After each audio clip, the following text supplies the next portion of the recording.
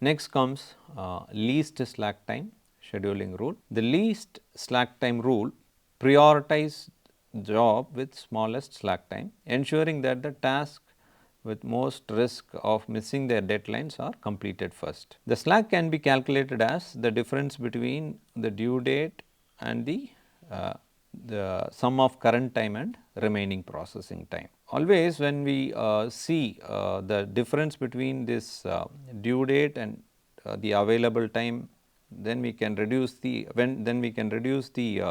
lateness here.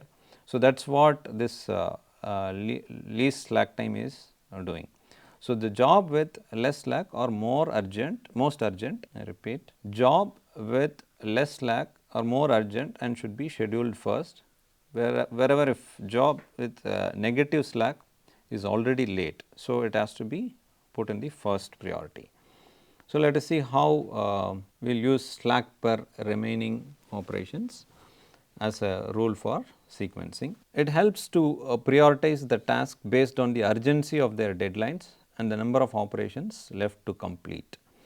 So slack per remaining order can be calculated as a ratio between the slack and number of remaining operations.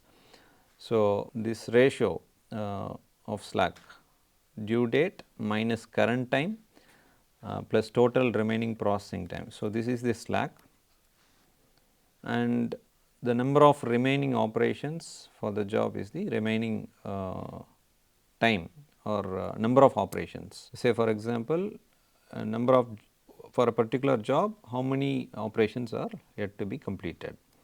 So jobs are scheduled in ascending order of this slack per remaining order, and the jobs with the least slack per operation is processed first. The slack per remaining operations is negative, it means that job is already delayed, as we have seen, and it should be given the highest priority. So when we use this slack per remaining operation, it helps to prevent the job lateness by prioritizing the job with tight deadlines. So it also helps in job shop environments where jobs have multiple operations and due dates. Now let us see how this slack per remaining order is used to sequence the jobs. Let us take a manufacturing system has 3 jobs A, B and C that needs to be processed in a single machine with the processing time. The remaining processing time is given, unlike earlier we have given only processing times. Here based on the so certain jobs might have been completed till certain level. So remaining processing time is given here, and next comes the due date. So when a particular job has to be completed, and current time, what is the current time of the schedule, and remaining operation, number of remaining operations to be completed in each job. So based on this, let us see how this can be calculated. So for each job we have to calculate the slack. So slack is nothing but due date minus current time. 10 is current time, due date is 20, 10 is current time plus remaining operations. So 20 minus 10 plus 6 is 4. So number of remaining operations is 4. So slack is 4, remaining operations is 4. So the ratio is 1. So slack per remaining operation is 1, and we can see that for the second job, due date is 18 and current time is 10 and remaining time is also 10. So the difference between the due date minus current time plus remaining processing time, we can see that it is minus 2. So minus 2 by 2 is minus 1. So we are getting a negative slack per remaining operation, which shows that it will be delayed. So the job is delayed if we go with this schedule. And third one, you can see that due date is 22 and current time is 10 and processing time is 4.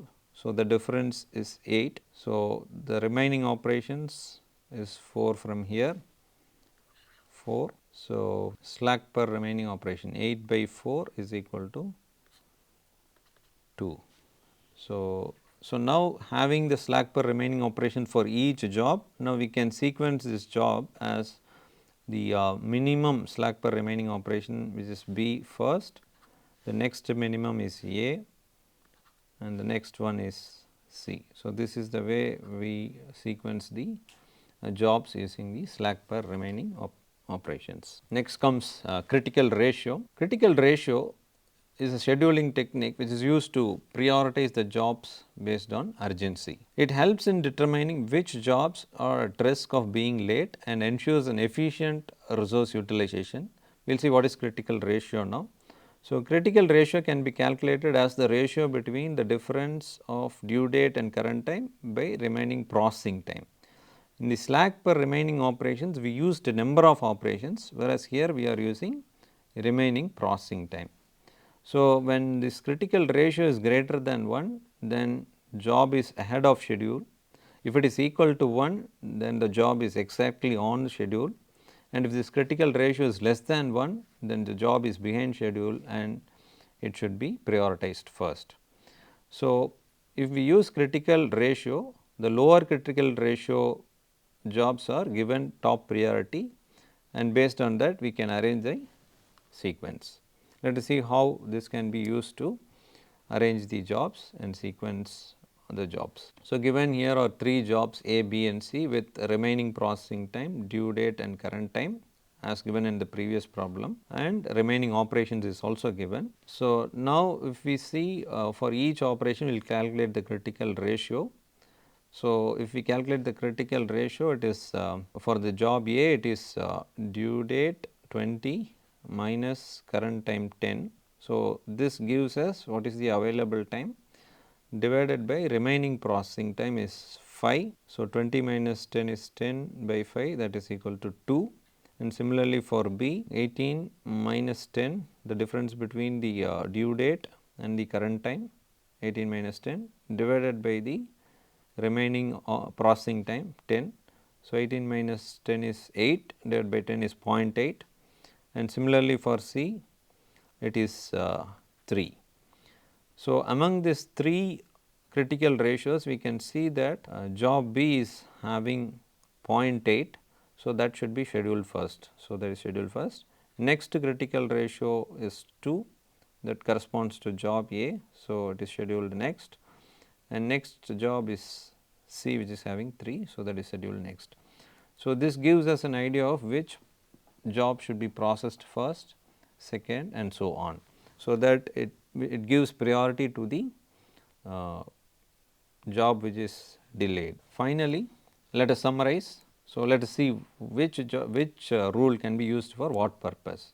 Suppose if we want to minimize the average job completion time or flow time, then we go for SPT rule or shortest processing time rule. If we want to minimize the number of late jobs, then we go for earliest due date rule. If we want to minimize job tardiness, then we go for least slack time rule. If we want to avoid starvation of long jobs, then we have to go for first come first served rule, and to prioritize the urgent jobs we may either use critical ratio or slack per remaining operations rule.